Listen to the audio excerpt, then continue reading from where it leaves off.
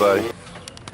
Had to do some work on my car. Debbie went to the doctor, and she, when she went to leave, the car shut off in the parking lot and said it was overheating.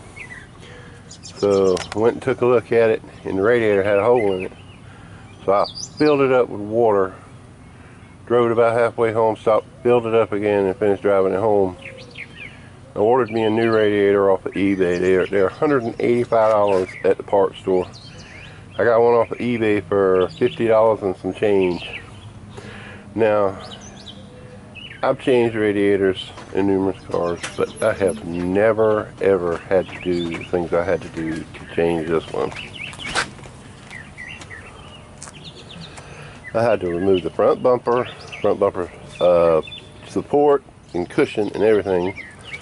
I had to break these tabs off to get, this is the air conditioner condenser.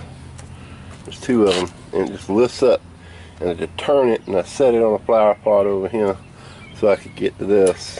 Once I did that, you know, you think it's going to be easy, but you have to take this off, this hose. There's a little short hose right here that goes into the radiator. That one's a bitch to put in.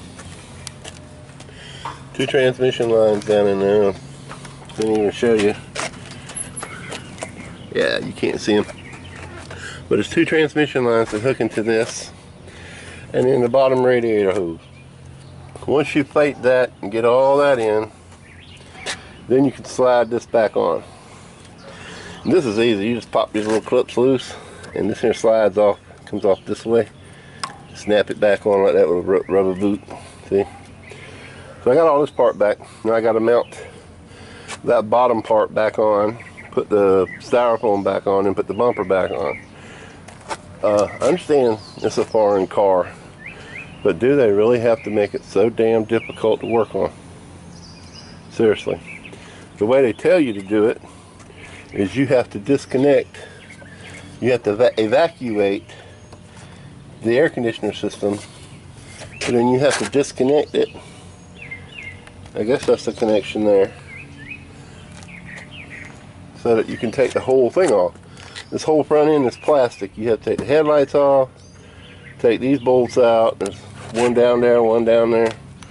The whole thing comes off, fan and all. The fan is actually built into this plastic grill, and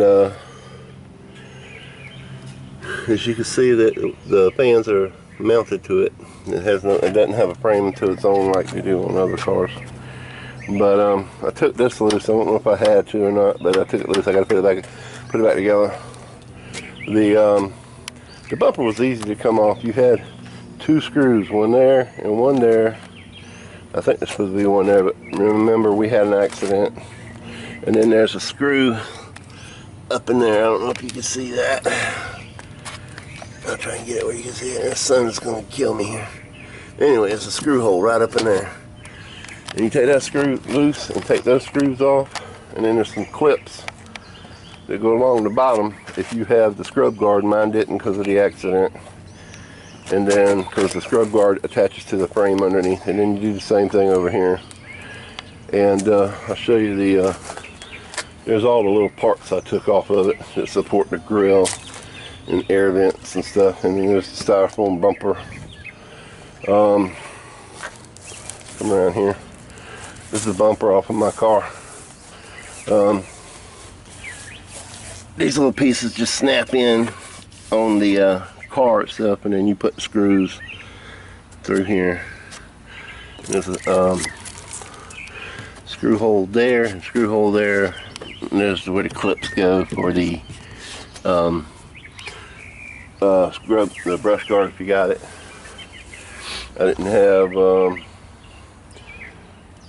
fog lights, so I didn't have to worry about that. It rained right after I took it apart, so I had to wait until the part got here to put it on.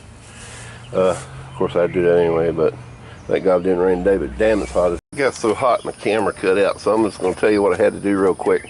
I took the bumper off, I took the, I don't think I had to, but I took the foam off, and I removed that because it goes across the front and you need to get to this. you have to, on the old radiator, there's two little rubber plastic tabs right there that lock in the air cooler. You could probably get it out without breaking them, but I just snapped them all. And the new radiator has new ones on it that holds that condenser coil down. Just be careful when you move this that you don't break these lines. You can like tilt it back like a little door, take your hoses loose, and it's a bitch because you have to take these clips off and lean it back to get to the thing there, or you'll have to take that hose loose there and pull the whole thing out, which is hard because this doesn't go that far back. Over here you can pick up on the bottom of the radiator, it sits in the rubber boot down there, and you can slide it out enough to get to the hose clamp. I changed the hose clamp to I changed that hose clamp to the screw kind because I couldn't get that one to go back on the way I needed it to. It fought me tooth and nail. Yeah, and you don't have to take this hose loose because it attaches to this. Just take that screw loose there and get it out your way. And then all you got to do is put it back in reverse and put your screws back in. So let me do that and I'll show you what I'm doing. Alright, here we go. Got the grill back on. Got the grill back on. Do these little clips here to hold everything in. You have to take this bracket off because it holds the grill in. And like I said, they just snap in right there. The screw goes in right there. They have 3 screws along the bottom to hold the undercover on. And if yours has a brush guard, you have to take the screws across the front off. Take the brush guard off. I took this off, but I didn't have to. So if you don't have to, don't do it. Other than that, if you're an able-bodied person, then you can handle it. Y'all have a great day.